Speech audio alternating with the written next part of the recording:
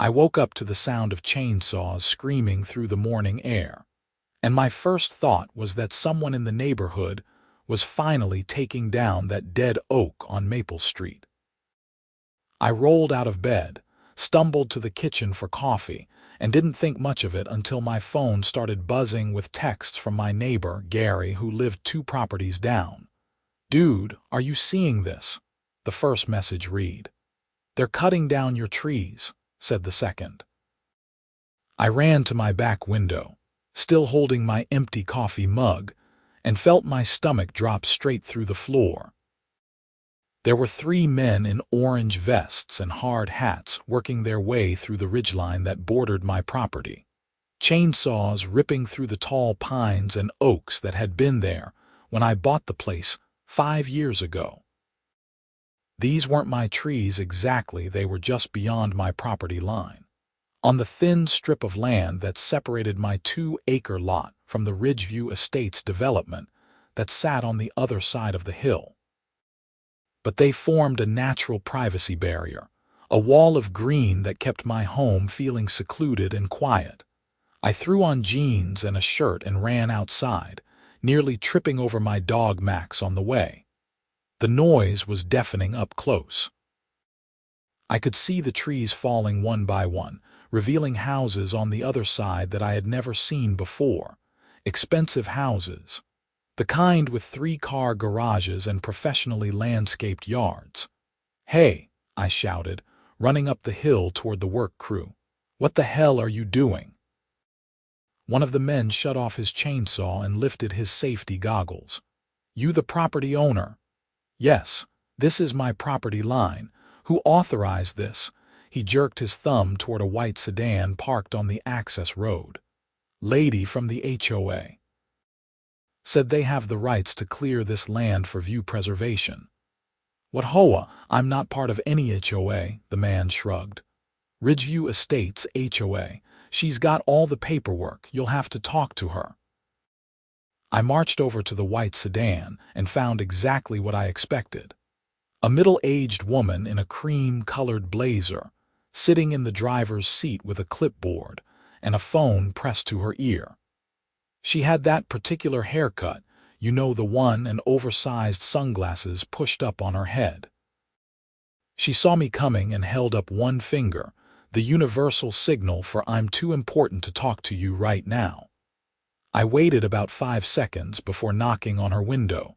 She rolled it down with an exasperated sigh. "I'll call you back, Denise." She turned to me with a smile that didn't reach her eyes. "Can I help you?"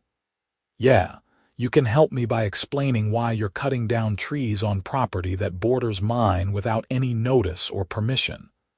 I'm Patricia Hendricks, president of the Ridgeview Estates Homeowners Association. These trees are on HOA property, and we're clearing them as part of our view preservation initiative. Several of our homeowners have complained that their mountain views are being obstructed." "Your mountain views? Lady, those trees have been there for decades. They were here when I bought my place." Patricia adjusted her sunglasses unnecessarily. "That may be, but according to our property survey, this strip of land belongs to the HOA. We have every right to manage our property as we see fit. The CC and Articus are very clear about view preservation." "I don't care about your CC and Articus. I'm not part of your HOA. You can't just destroy a natural barrier that protects my privacy." "Sir, I understand you're upset, but this is not your property. If you have concerns, you're welcome to file a complaint with the county, but we've already secured all necessary permits." She started rolling up her window. "Now, if you'll excuse me, I have work to do." I stood there fuming as she made another phone call, completely dismissing me. The chainsaws started up again behind me. I pulled out my phone and took photos of everything: the work crew, Patricia's car with the license plate visible, the fallen trees, the newly exposed view of the houses below. Then I called my lawyer. Vincent Ortiz wasn't just my name on legal documents anymore. I needed to be him now. the guy who didn't let people walk all over him. I'd bought this property in rural Colorado just outside Boulder specifically because it was quiet and private. I'd paid good money for the seclusion. And now some HOA president who didn't even live next to me was taking that away. My lawyer, Robert Chen, called me back within an hour. I explained the situation while watching the destruction continue from my back porch. "You have your property survey?" he asked. "Yeah, from when I bought the place." "Get it out and check the exact boundaries. If they're really on HOA land, there's not much we can do to stop them. But if they've crossed onto your property, even by a foot, we've got them for trespassing and property damage." I dug through my file cabinet and found the survey. The Ridgeline strip was indeed owned by the Ridgeview Estates, HOA, a 50-foot wide buffer zone that had been part of the original development plan. When the developer carved up the land 20 years ago, they'd kept that strip as common area, probably never imagining anyone would be crazy enough to clear-cut it. "They're technically in the right," Robert said when I called him back. "But let me look into the permit situation. Sometimes these HOAs cut corners." I spent the rest of the day watching my privacy disappear. By evening, the entire ridgeline was bare except for stumps and wood chips. I could now see directly into the backyards of at least 8 houses in Ridgeview Estates. I could see their pools, their patios, their trampolines. I could see people walking around in their kitchens. And worst of all, they could see me. That night, I sat on my back porch with a beer and stared at the lights from the houses below. Max sat next to me, confused about why the view had changed. I could hear conversations drifting up the hill, someone talking about their day, kids playing, a television turned up too loud. The natural sound barrier was gone too. My phone buzzed. "Robert Chen." "I've got news," he said. "They did get a county permit for tree removal, but there's an interesting detail in your property deed. You have an easement for natural light and privacy preservation that was granted when your lot was subdivided from the original parcel. It's old language, probably from the 70s, but it's still valid." "What does that mean?" "It means you have a legal right to maintain privacy on your property. They can do what they want on their land, but you also have rights, including the right to build a fence on your property line." "How high of a fence?"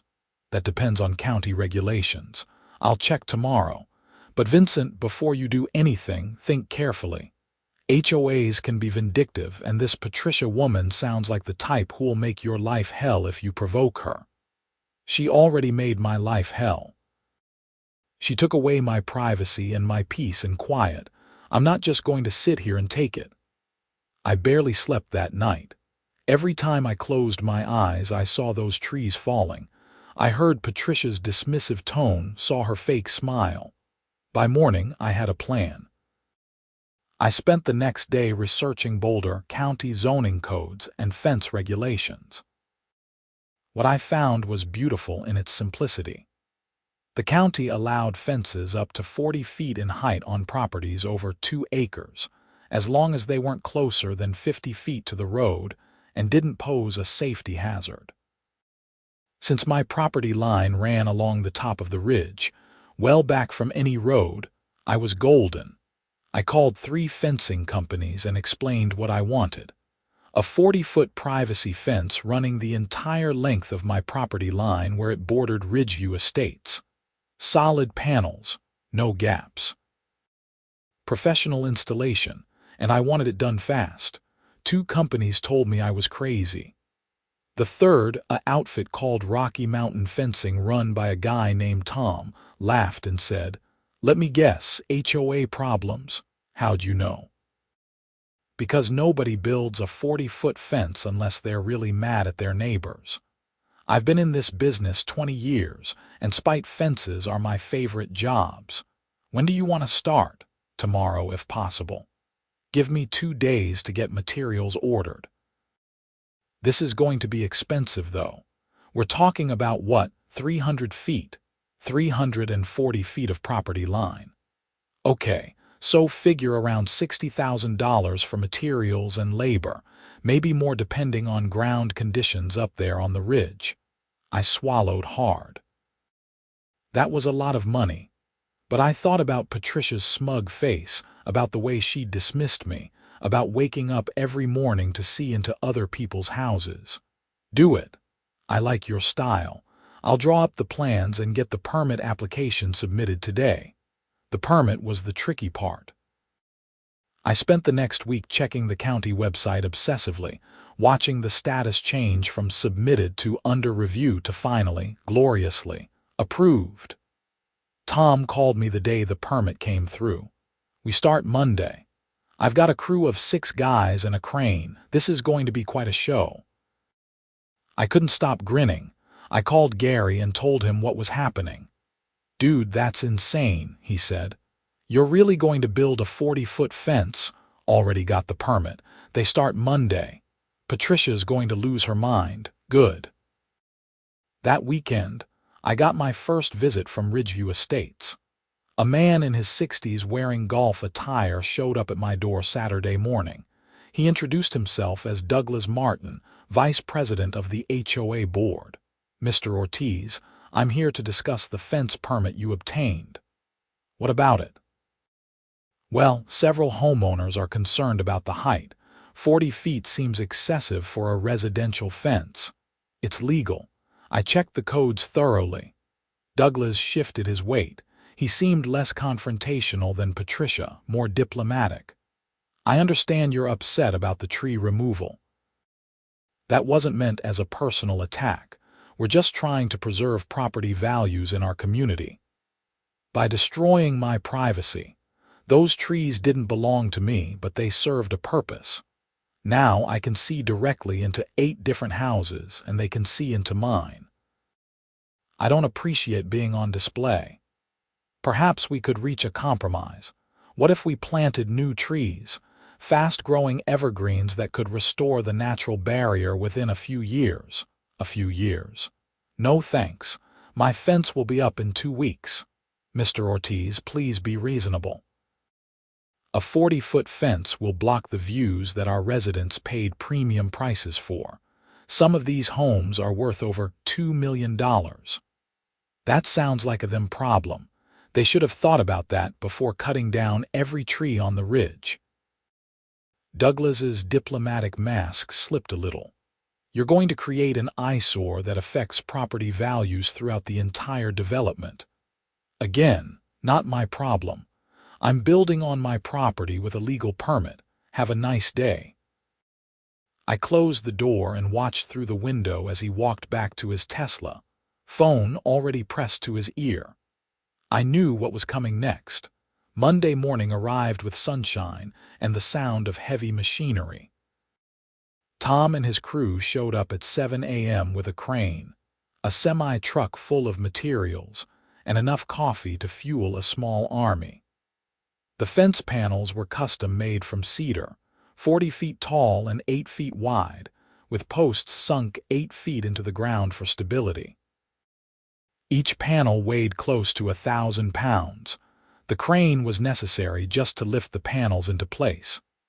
Tom's crew worked like a well-oiled machine, drilling post holes with an auger, setting the posts in concrete, then lifting the massive panels and securing them. I'd taken the week off work just to watch it happen. By noon, Patricia showed up. I'd been expecting her. She parked her white sedan on the access road and marched up to the work site, her heels sinking into the dirt with each step. "Stop this immediately." Tom looked at me. I nodded and walked over. "Hi, Patricia. Nice to see you again." Her face was red, whether from anger or the climb I couldn't tell. "This is outrageous. You can't build this monstrosity. I have a permit from the county. Everything is legal and above board. This is a spite fence." There are laws against spite fences. Actually, spite fences are only illegal in certain jurisdictions, and Colorado isn't one of them. I checked. Besides, this isn't a spite fence. It's a privacy fence. You removed the natural privacy barrier, so I'm installing an artificial one. This will block the mountain views.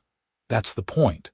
Your HOA members didn't care about blocking my privacy, so I don't care about blocking their views. Patricia pulled out her phone and started recording. This is harassment. I'm documenting this for legal action. Go ahead. Document that I'm building a fence on my own property with proper permits. I'm sure that'll hold up great in court. She turned to Tom. You should be ashamed of yourself, helping him with this petty revenge scheme. Tom, bless him, just shrugged. Lady, I build fences. He's paying me to build a fence. It's all legal. If you've got a problem, take it up with the county. Patricia spent 20 minutes on her phone, presumably calling every official she could think of. A county inspector actually showed up around 2 p.m., which was impressively fast. He checked Tom's permit, walked the property line with a GPS unit to make sure we weren't encroaching on HOA land, and examined the fence panels. Everything looks good, he told me. Permits in order, construction meets code. You're good to go. Patricia overheard this and nearly had a stroke. This can't be legal. It's over 3 stories tall, the inspector, a tired-looking man named Jeff, sighed. Madam, the property is zoned for agricultural residential use, over 2 acres, and the fence is set back more than 50 feet from the road. There's no height restriction that applies here. He could build it taller if he wanted. I hadn't known that last part. I filed it away for future reference. Patricia left, but I knew this wasn't over. The fence went up steadily over the next week and a half. Each day, more of the Ridgeview Estate's view disappeared behind 40 feet of beautiful cedar panels. I watched from my porch as neighbors came out to stare, pointing up at the growing wall. Some took pictures. A few looked angry, most just looked shocked. By Friday of the second week, the fence was complete.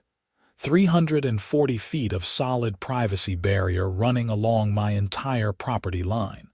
From the ground, it looked like a wooden skyscraper. From the Ridgeview Estate's side, it completely blocked their view of the mountains beyond my property. From my side, it created a perfect privacy wall that blocked any view of their houses. Tom and I stood back to admire the work. That's the biggest residential fence I've ever built, he said. You happy with it? It's perfect. I added extra reinforcement to handle wind loads. This thing could survive a tornado. You'll need to treat the wood every few years to prevent weathering, but otherwise it should last decades. I paid him the final installment, $62,000 total, and shook his hand. Worth every penny. That evening, I sat on my back porch with a beer and Max at my feet. The fence loomed above me, blocking out the setting sun from that direction, but also blocking out any sight or sound from Ridgeview Estates. It was quiet again. Private again. Mine again. The lawsuit came 3 days later. A process server showed up with papers from the Ridgeview Estates HOA. They were suing me for creating a malicious structure intended to harm property values, claiming the fence constituted harassment and was built purely out of spite. They wanted it removed and were seeking damages for the loss of view. I called Robert immediately. I figured this was coming, he said after I read him the complaint. Don't worry too much. They're grasping at straws. You built on your property with permits. The fact that it blocks their view isn't illegal. They're claiming it's a spite fence. Let them claim it. You have legitimate reasons for building it. Privacy, noise reduction, and restoring the natural barrier they removed. The fact that it also happens to annoy them is just a bonus. I'll file a response, and we'll go from there. The HOA also filed a complaint with the county, demanding they revoke my permit retroactively. The county refused. They filed a complaint with the state. The state told them it was a county matter. Patricia started a petition in Ridgeview Estates to force me to remove the fence, getting signatures from 42 homeowners. She posted it on social media, calling me a menace to the community and sharing photos of the fence from every angle. That's when things got weird. The post went viral. Suddenly, I was getting calls from news outlets wanting to do stories about the Great Colorado Fence War. A reporter from the Denver Post came out to interview me and take photos. When the story ran, it was titled, "Man Builds 40-Foot Spite Fence After HOA Clears Trees." The comments section was overwhelmingly on my side. Good for him. HOAs are tyrannical. This is amazing. Respect to this guy. I wish I had the money to do this to my HOA. The story got picked up nationally. I did a phone interview with NPR. A YouTuber who makes videos about property rights disputes asked if he could film the fence. I said yes, and his video got 3 million views. I became, briefly, famous for being the guy who gave his HOA the middle finger in the form of a 40-foot fence. Patricia did not handle the attention well. She gave an interview to a local TV station where she called me a petty, vindictive person who cares more about revenge than being a good neighbor. The interview did not go well for her. People in the comments called her a Karen. Someone made a meme using her photo. The Ridgeview Estates Facebook page got flooded with negative comments from strangers telling them their HOA was awful. Through all of this, the lawsuit ground forward slowly. Robert filed motions, the HOA filed responses, and we eventually got a court date set for 6 months out. In the meantime, life went on. I treated the fence to protect it from weathering, just as Tom had suggested. I planted climbing roses along the base on my side, thinking that in a few years they'd create a beautiful wall of flowers.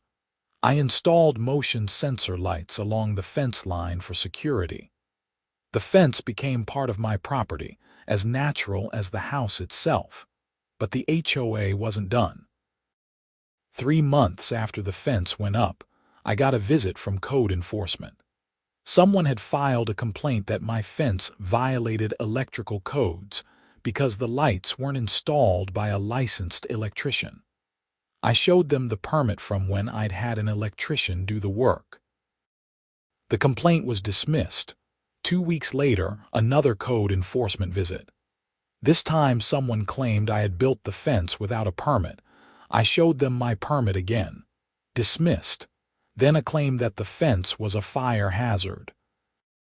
An inspector came out, looked at the cedar panels and the clearance from any structures, and said it was fine. Dismissed.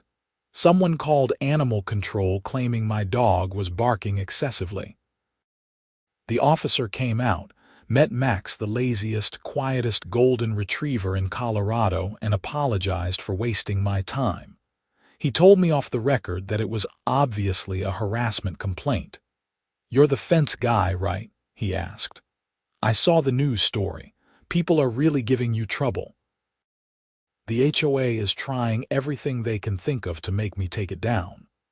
"Well, your dog is fine, but document these complaints, okay? If this turns into a pattern of harassment, you might have a case against them." I started keeping a file. Every spurious complaint, every visit from an inspector, every certified letter from the HOA's lawyers. The pattern was clear and obvious. They were trying to bury me in bureaucratic harassment until I gave up and took down the fence, but I didn't give up. I'd invested too much money and time and energy into this fence. More than that, it had become a matter of principle. They'd bulldozed over my rights and my privacy without a second thought, and now they were mad that I'd fought back. The court date finally arrived in late spring. I put on my best suit and met Robert at the Boulder County Courthouse. Patricia was there with the HOA's lawyer, a sharp-dressed man named Gerald Finch who looked like he charged $500 an hour. About a dozen Ridgeview Estates residents sat in the gallery, presumably there to support the HOA's case. The judge was a woman in her 50s named Sandra Winters. She'd reviewed the briefs and looked thoroughly tired of this case before it even started. "Let me make sure I understand this correctly," she said after the opening statements. "Mr. Ortiz built a fence on his own property, with proper permits, in response to the HOA removing trees that had previously provided natural privacy. And now the HOA wants the fence removed because it blocks their views. Is that accurate, Your Honor? It's not just about views," Gerald said. "This fence is a clear example of a spite fence, built with malicious intent to harm the property values of Ridgeview Estates residents. Mr. Ortiz has stated publicly that he built it to punish the HOA for removing trees." "I built it for privacy," I said, and Robert put a hand on my arm to keep me quiet. Judge Winters looked at me. "Mr. Ortiz, did you build this fence primarily to annoy your neighbors?" "No, Your Honor. I built it because the HOA removed the trees that had provided privacy for my property. Now I could see into their homes and they could see into mine. I could hear conversations from their yards. The fence restored my privacy and peace and quiet. But you knew it would block their views." "Yes, but that wasn't the primary purpose. That's just what happens when you build a privacy fence. It blocks views in both directions." Gerald stood up. "Your Honor, we have evidence that Mr. Ortiz referred to this as a spite fence in conversations with contractors and neighbors." Robert shot back. "The term spite fence was used by media, not by my client. Mr. Ortiz consistently referred to it as a privacy fence, which is exactly what it is. The fact that the HOA members are upset by it doesn't make it illegal." Judge Winters reviewed the evidence for what felt like an eternity. She looked at photos of the trees before they were cut, photos of the clear-cut ridgeline, photos of the fence from multiple angles. She read the property surveys, the easement language, the county permit, the building codes. Finally, she looked up. "I'm going to be honest with both parties. This is clearly a dispute that got out of hand. The HOA exercised their legal right to remove trees on their property. Mr. Ortiz exercised his legal right to build a fence on his property. Both actions were legal. Both actions affected the other party negatively." Patricia whispered something to Gerald. He nodded and stood up. "Your Honor, we're prepared to offer a settlement. If Mr. Ortiz agrees to reduce the fence height to 10 feet, the HOA will drop the lawsuit and pay for the modifications." Judge Winters looked at me. "Mr. Ortiz," I looked at Robert. He leaned over and whispered, "It's your call, but you're under no obligation to accept." I thought about it for about 5 seconds. "No, Your Honor, I built the fence to specification for my needs. I'm not changing it." Gerald looked frustrated. "Your Honor, we're offering a reasonable compromise." "A compromise would have been leaving some of the trees," I said, "or giving me notice before cutting them all down, or talking to me like a human being instead of dismissing me." I tried to talk to Miss Hendricks the day they were cutting the trees. She rolled up her window and ignored me. Now that I've responded in kind, suddenly everyone wants to compromise. Judge Winters actually cracked a slight smile at that. "Mr. Ortiz has a point. This court finds that the fence was built legally, with proper permits on private property. The fact that it blocks views is not, in itself, illegal. Colorado law does not prohibit spite fences, and even if it did, Mr. Ortiz has demonstrated legitimate purposes for the fence beyond merely annoying his neighbors. The lawsuit is dismissed." She banged her gavel. Patricia looked like she'd swallowed a lemon. The Ridgeview Estates residents in the gallery murmured unhappily. I shook Robert's hand and walked out of the courthouse feeling vindicated. But it still wasn't over. 2 months after the court ruling, I came home from work to find my fence vandalized.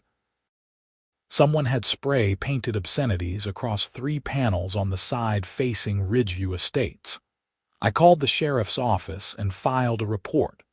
They sent a deputy who took photos and statements, but there were no cameras on that side of my property and no witnesses.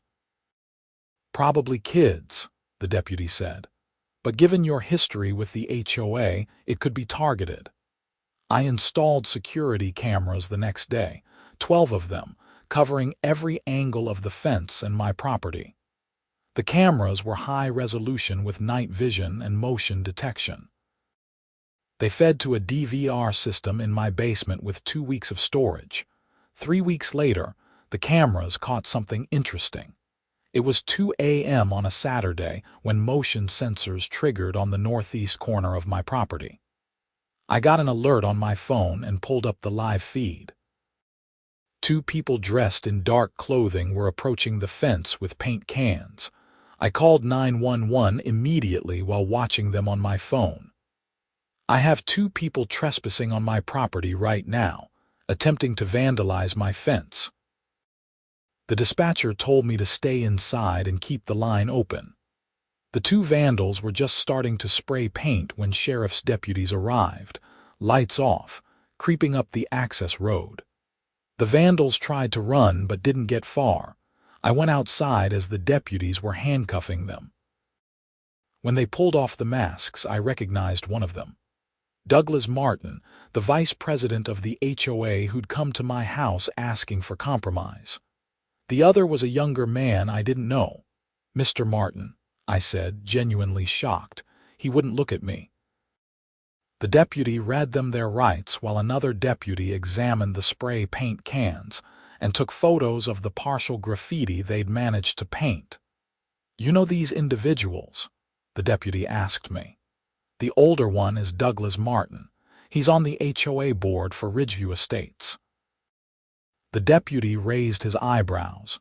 "The HOA you're in a dispute with, the same. That's going to make this case very interesting. They were arrested for criminal mischief and trespassing." Douglas's companion turned out to be his son, Michael, who was 23 and apparently stupid enough to help his father commit crimes on camera. The story hit the news again the next day. "HOA board member arrested for vandalizing fence," read the headline. The video from my security cameras was included in the report, showing Douglas and Michael clearly approaching the fence with intent to vandalize it. The video went viral faster than the original fence story. The fallout was spectacular. Douglas resigned from the HOA board in disgrace. Several Ridgeview Estates residents demanded Patricia's resignation too, arguing that the HOA's vendetta against me had gone too far. She refused to resign, but 3 board members quit in protest, leaving the HOA short-staffed and chaotic.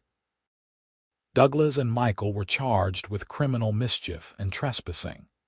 They ended up pleading guilty to reduce charges and paid fines and restitution to cover the cost of repainting my fence.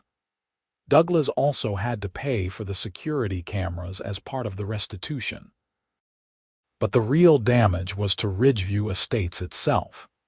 The national media attention had painted the HOA as petty tyrants who couldn't accept that they'd lost a dispute.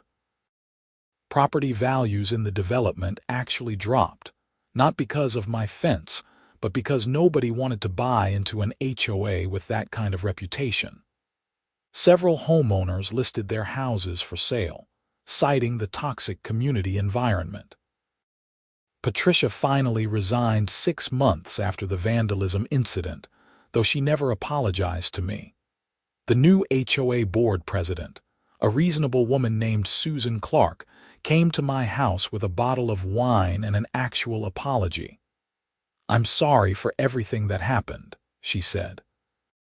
"The previous board handled this situation terribly. I want you to know that the current board has no intention of continuing this dispute." "I appreciate that," I said. "I never wanted a war. I just wanted privacy." I understand. And for what it's worth, I think the way Patricia handled the tree removal was wrong. She should have talked to you first, even though the land belonged to the HOA. It would have been nice to have a conversation like adults. Susan nodded. Moving forward, if the HOA is planning any work that might affect your property, we'll notify you in advance. And if you ever want to talk about anything, my door is open. We shook hands, and that was that. The war was over. The fence stood tall and solid, weathering beautifully, the roses I'd planted starting to climb up the lower sections. My privacy was restored. My property values hadn't dropped, if anything. My place became a minor tourist attraction, with people occasionally driving by to see that crazy fence from the news. I heard through Gary that Patricia moved out of Ridgeview Estates about a year after all this happened. Apparently the shame of the whole situation, combined with her neighbors blaming her for the property value drop and media circus, was too much. I felt a little bad about that, but only a little. She'd started this by treating me like I didn't matter. I'd just finished it. The fence became part of the landscape. Birds nested in the high sections. The roses bloomed every summer, creating a wall of pink and red flowers that was actually quite beautiful. I added more landscaping on my side, native grasses and wildflowers that attracted butterflies and bees. The whole property felt more alive than it had before. Gary came over for beers on my back porch one evening about 2 years after the fence went up. "You ever regret it?" he asked, looking up at the massive structure. "The fence?" "No, not even a little. 60 grand is a lot of money. Worth every penny for the peace of mind. You know what I don't hear anymore? I don't hear other people's conversations. I don't hear their kids playing or their dogs barking or their TVs. I don't see into their homes and they don't see into mine. It's exactly what I wanted when I bought this place." And the whole media circus. The lawsuit, Douglas getting arrested, that wasn't fun, but I didn't start it. Patricia and the HOA thought they could just do whatever they wanted because I wasn't part of their community. They learned different, Gary laughed. "That's for sure. You're like a legend on the neighborhood forums. People call you the fence guy. I've been called worse." We clinked beer bottles and watched the sunset. The fence cast a long shadow across my yard as the sun dropped behind it, but I didn't mind. It was my shadow, on my property, protecting my space. The final chapter of this saga came about 3 years after the fence was built. I got a call from a writer working on a book about property rights disputes in America. She wanted to include my story as a case study in how HOAs can overreach and how homeowners can fight back within the legal system. "Your situation perfectly illustrates the tension between community standards and individual property rights," she explained during our phone interview. The HOA believed they had the right to manage their property for the common good, but they failed to consider how their actions would affect you. Your response was legally sound but socially aggressive, which made it controversial but effective. "I just wanted them to leave me alone," I said. And that's what makes it interesting. This wasn't about money or politics. It was just about a person wanting privacy and peace and being willing to fight for it. "Can I come out and photograph the fence for the book?" I agreed, and she came out the following week. She was a sharp woman in her 40s named Rachel, who had written several books about urban planning and zoning disputes. She took photos from every angle, interviewed me for hours about the timeline of events, and even interviewed some of the Ridgeview Estates residents about their perspective. "Most of them think the whole thing was ridiculous," she told me after talking to neighbors. "They blame Patricia for escalating instead of negotiating. A few still think you're a jerk for building such a tall fence, but they understand why you did it. That's fair." I know it's not the prettiest thing to look at from their side. Actually, Several people mention that it's become kind of iconic. There's a weird pride in having the fence in their neighborhood. It makes them unique. The book came out the following year and spent 2 weeks on the New York Times bestseller list. My story was Chapter 7, The Great Colorado Fence, How One Man Stood Up to an HOA. Rachel sent me a signed copy with a note. Thanks for being willing to fight the good fight. I kept the book on my coffee table. Sometimes when people came over, they'd see it and ask if I was the fence guy. I'd confirm it, and they'd always want to see the fence. I'd take them out back and watch their reactions as they craned their necks up at the 40-foot wall of cedar. Everyone had the same initial response, shock at the sheer size of it, then usually laughter and respect. "That's amazing," was the most common comment. "I can't believe you actually did it." "Neither could the HOA," I'd reply. Max got older, graying around his muzzle, still enjoying his quiet property where he could chase rabbits without the sound of neighbors intruding. I'd sit on the porch with him in the evenings, reading or just enjoying the silence that the fence provided. Sometimes I'd think about Patricia and wonder if she ever regretted how she'd handled things. I'd think about Douglas, who'd let anger push him into vandalism and a criminal record. I'd think about all the stress and money and time that could have been saved if people had just talked to each other with respect. But mostly, I didn't think about any of it. I just enjoyed my property, my privacy, and my peace. The fence stood firm through Colorado winters, through spring winds, through summer storms. Tom had built it well. The roses climbed higher each year, reaching 10 feet up the panels now, creating a living wall of flowers that softened the stark height of the fence. I planted more flowers at the base, hollyhocks and delphiniums that grew tall enough to complement the fence rather than be dwarfed by it. One spring morning, about 4 years after the fence went up, I was drinking coffee on my back porch when I heard a knock at my front door. I walked around and found Susan Clark, the current HOA president, standing there with a young couple. "Vincent, sorry to bother you," Susan said. "This is Mark and Jennifer Torres. They're thinking about buying the Sanderson house in Ridgeview Estates, and they wanted to see the fence." I must have looked confused because Jennifer jumped in. "We heard the whole story, and honestly, we think it's great. We're tired of HOAs that act like little dictatorships. The fact that you stood up to them and one makes us feel better about buying in the neighborhood. If the HOA knows they can't just push people around, that's a good thing. Plus, we want to take a selfie with it," Mark added with a grin. "If that's okay." I laughed and took them around back. They stood with the fence looming behind them and took several photos, laughing and pointing up at it. They asked me questions about the construction, the cost, the lawsuit.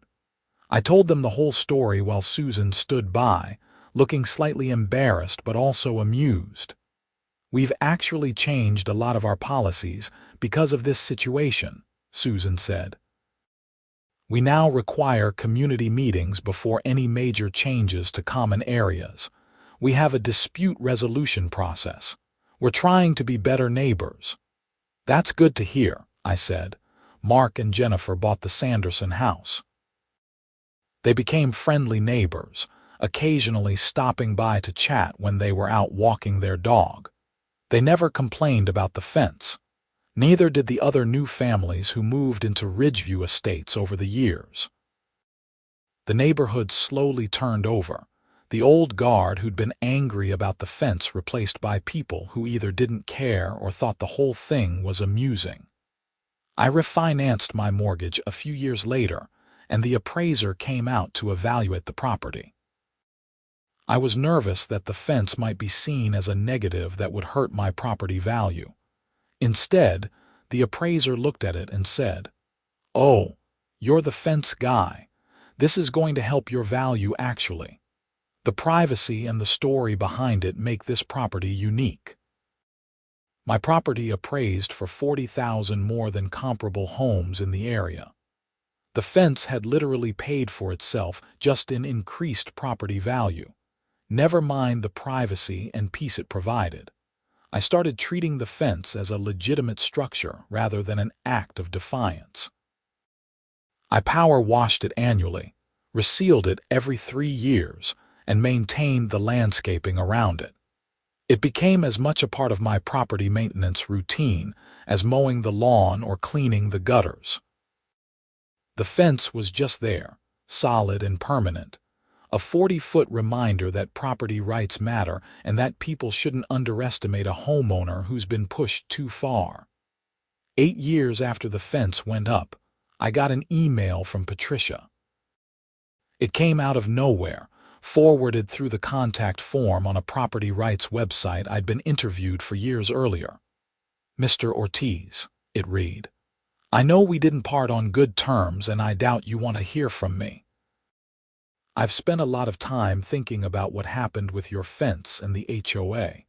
I want you to know that I understand now that I handled it wrong. I should have talked to you before we cleared the trees. I should have listened when you tried to explain how it would affect you. I let pride and stubbornness turn a dispute into a war, and that was my fault. I don't expect forgiveness, but I wanted you to know that I'm sorry. Patricia Hendricks." I read it several times, sitting at my kitchen table with coffee getting cold in my cup. It had taken her 8 years to send that email. I didn't know what had prompted it, maybe therapy, maybe guilt, maybe just time and perspective. But the apology seemed genuine. I wrote back, "Patricia, thank you for reaching out. I appreciate the apology. I'm sorry things escalated the way they did. I hope you're doing well. Vincent."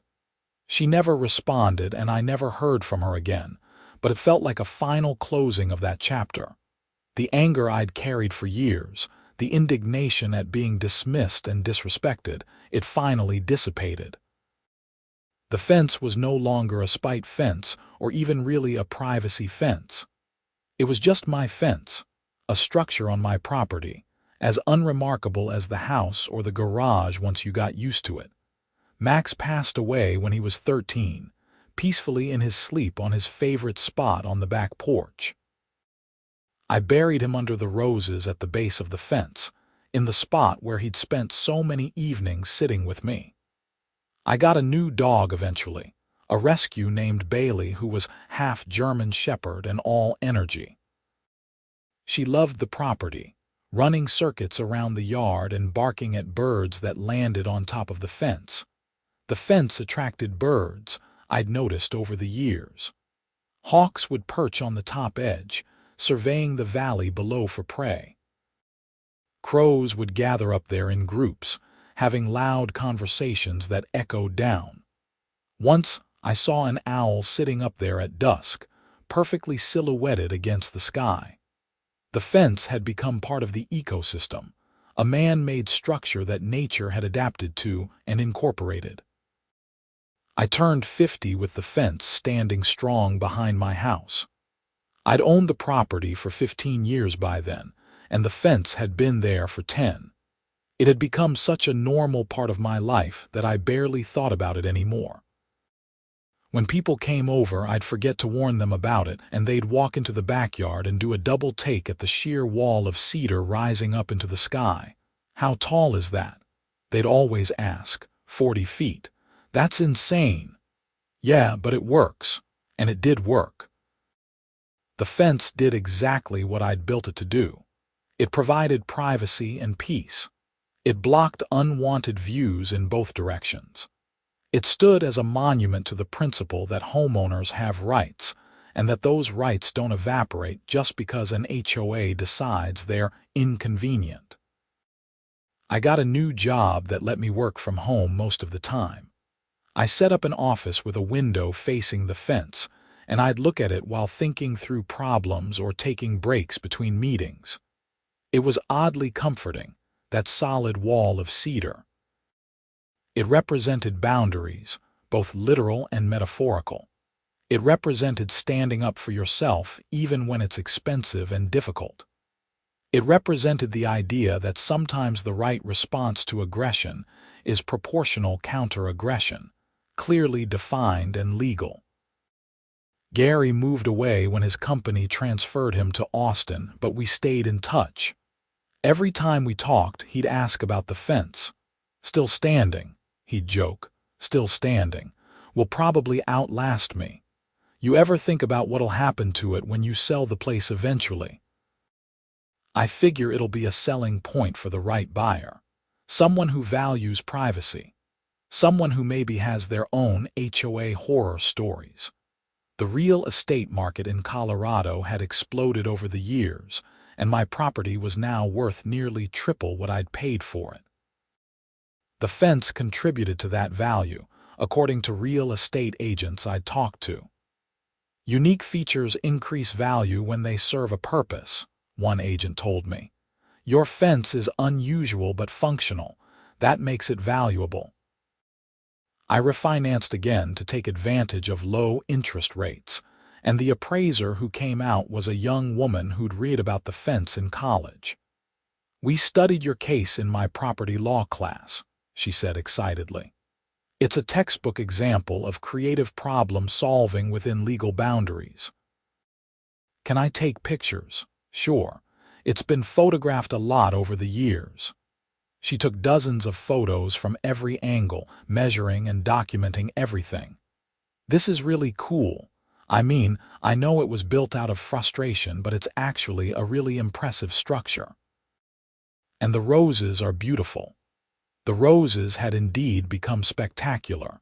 They now climbed nearly 20 feet up the fence, creating a cascading wall of flowers every summer. I'd added clematis and honeysuckle too, creating layers of color and texture.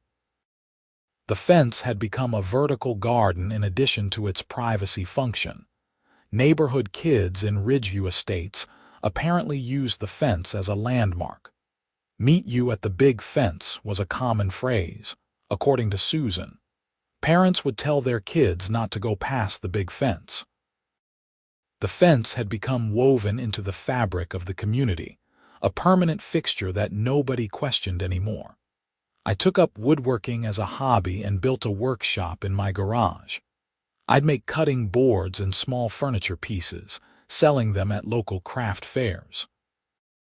When people asked where I was from, I'd say Boulder area, and sometimes they'd ask if I was near Ridgeview Estates.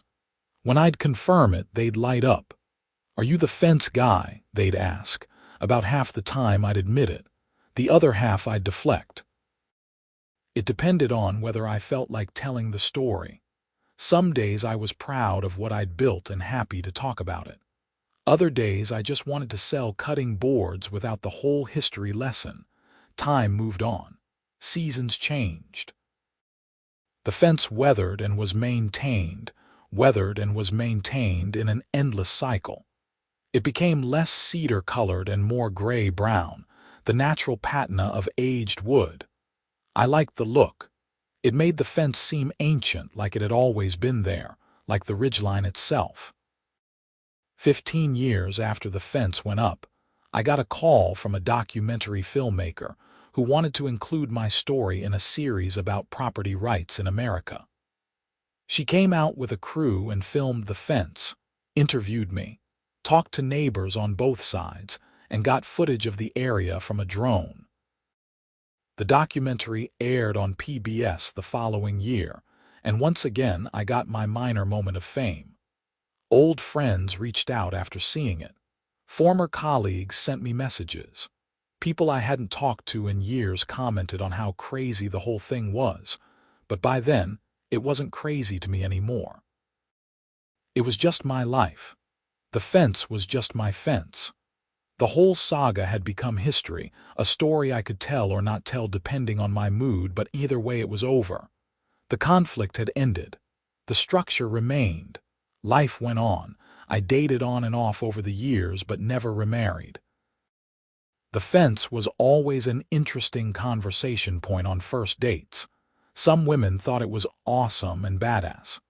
Others thought it was petty and ridiculous. Their reaction to the fence story became a decent litmus test for compatibility. If they understood why I'd built it and respected the principle behind it, we'd usually get along. If they thought I should have just accepted the tree removal and moved on, we probably wouldn't work out. Bailey got older and slower, eventually needing help getting up the porch stairs. I built her a ramp, and she used it gratefully, still insisting on sitting outside with me in the evenings despite her arthritis. We'd sit together in the fading light, the fence casting its long shadow across the yard, and I'd scratch her ears and think about how much had changed since I'd first moved to this property. The fence had cost me $62,000 initially, plus probably another $10,000 in maintenance over the years.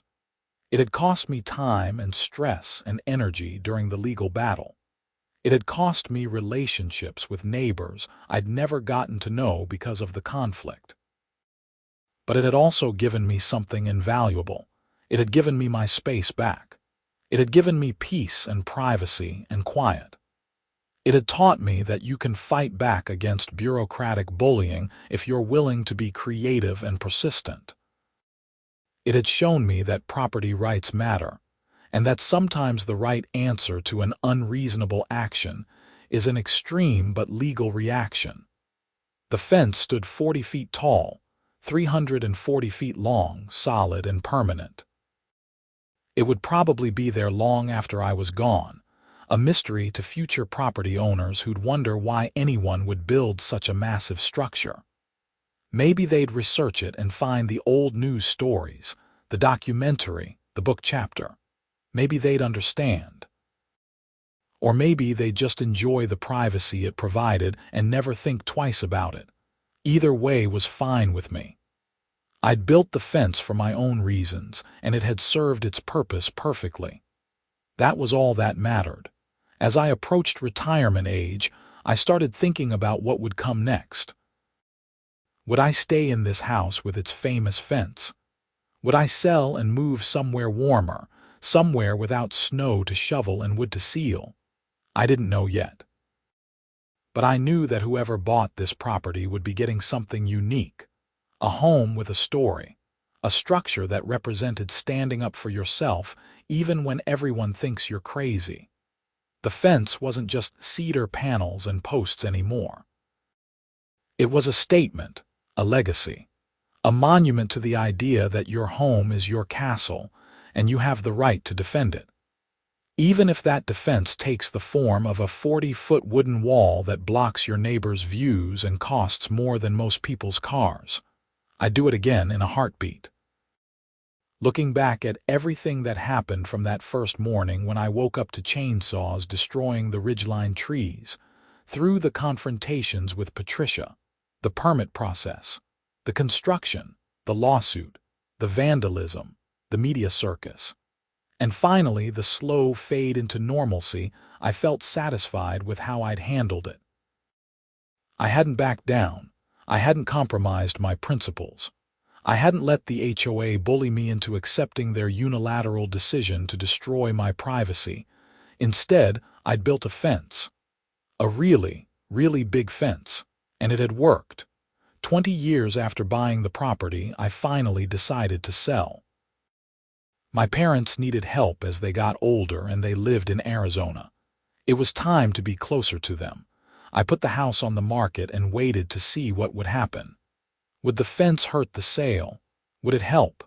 Would anyone even want a property with such an unusual feature? The house sold in 3 days for asking price. The buyers were a young couple with 2 kids who loved the privacy the fence provided. They'd read the whole story online before even scheduling a showing. "This is perfect," the husband said during their walkthrough. "We're both software engineers who work from home. The kids are homeschooled. Privacy is exactly what we want. This fence is a feature, not a bug." The wife ran her hand along the cedar panels, looking up at the height. "It's incredible, and the roses are so beautiful. Will you show us how to maintain it?" I spent an hour teaching them about sealing the wood, training the roses, cleaning the gutters along the base. They took notes and asked questions. They were good people, and I felt satisfied knowing the fence would be in appreciative hands. At the closing, as I signed the final papers transferring ownership, the title company officer smiled at me. "So you're the fence guy. I've heard about this property for years. Never thought I'd actually handle the sale. It's been quite a journey," I said. "Well, you're leaving behind quite a legacy. That fence is going to be there for 50 years at least, maybe longer." I drove away from the property for the last time on a clear spring afternoon. I looked back in my rearview mirror and saw the fence rising up behind the house, solid and permanent against the Colorado sky. 40 feet of cedar standing tall, covered in climbing roses just starting to bloom. Patricia had wanted to give her HOA members a better view of the mountains. Instead, she'd given me a reason to build something that would be talked about for decades. The fence would outlast both of us, a permanent reminder that actions have consequences and that you shouldn't underestimate someone whose privacy you've destroyed. I smiled as I drove away, heading toward Arizona and whatever came next.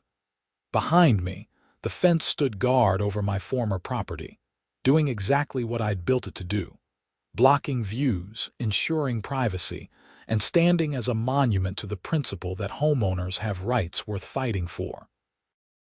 It had been worth every penny, every hour of stress, every moment of controversy. The fence had been my response to an HOA that thought they could bulldoze over my rights, and it had worked perfectly. 40 feet tall, 340 feet long, solid cedar weathered to gray-brown, covered in roses, home to hawks and crows and owls, landmark for neighborhood kids, case study for law students, chapter in a bestseller, subject of a PBS documentary, and most importantly, mine. I'd built it, maintained it, defended it, and now I was leaving it to the next owner to appreciate. The great Colorado fence would stand long after I was gone, a permanent feature of the landscape, a story that would be told and retold. And every time someone asked why anyone would build such a massive fence, the answer would be simple: because an HOA thought they could take away someone's privacy without consequence. They'd learned different, and the fence was there to make sure nobody ever forgot that lesson.